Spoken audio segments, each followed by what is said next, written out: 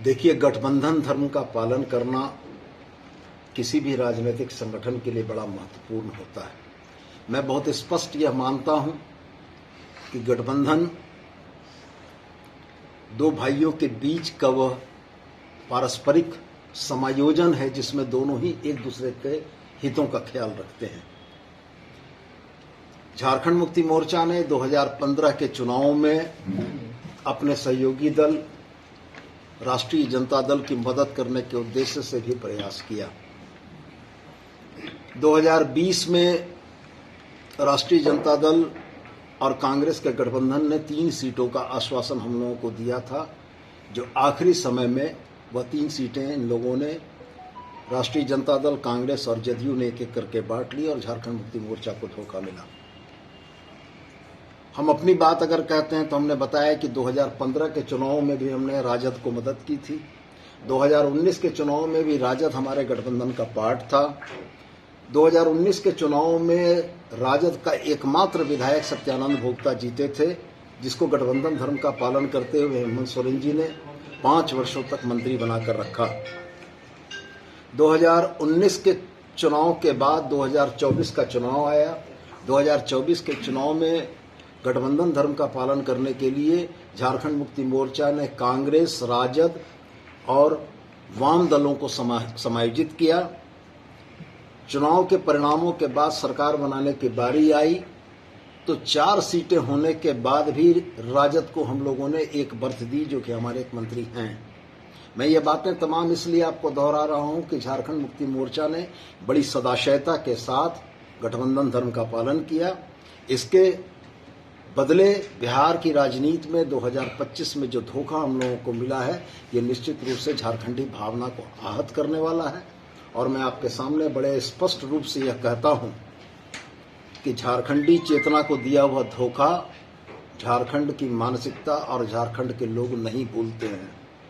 हम निश्चित रूप से प्रतिकार करेंगे और हम निश्चित रूप से उनको यह बताएंगे कि झारखंड मुक्ति मोर्चा एक बड़ी ताकत है, इस देश के आदिवासियों की एक मजबूत आवाज है, और अगर इस देश के आदिवासियों की उस मजबूत आवाज को दबाने की कोशिश की गई है तो निश्चित रूप से इसका खामियाजा उन तमाम लोगों को भुगतना पड़ेगा। झारखंड में आरजेडी गठबंधन दल में अब रहेगा या नहीं रहेगा? पार्टी निश्चित रूप से आने वाले समय में महागठबंधन के राजनीतिक दलों के क्रियाकलाप के आधार पर समीक्षा करेगी और संगठन के प्लेटफॉर्म पर, पार्टी के प्लेटफॉर्म पर समीक्षा के उपरांत मुक्ति मोर्चा के राजनीतिक हितों के जो अनुकूल होगा उसके अनुरूप निर्णय करेगी।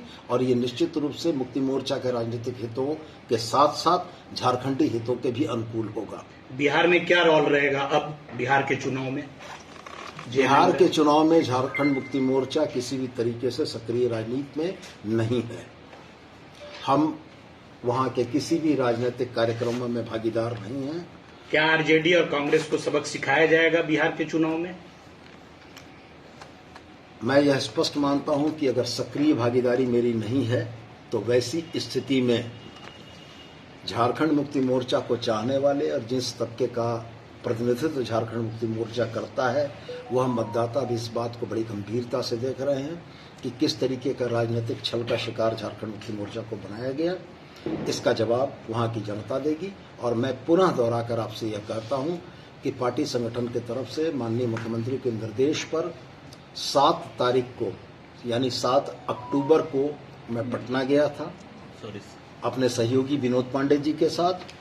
हम 2 लोगों की इस टीम ने जाकर राष्ट्रीय जनता दल के शीर्ष नेतृत्व के साथ मुलाकात की थी।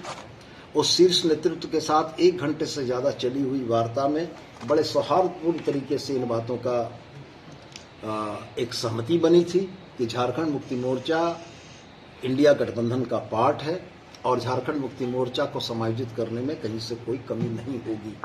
लेकिन 7 से लेकर 20 अक्टूबर तक के इन 13 या 14 दिनों के कार्यकलाप में राजनीतिक धूर्तता का जैसा परिचय दिया गया है, ये निश्चित रूप से आहत करने वाला है।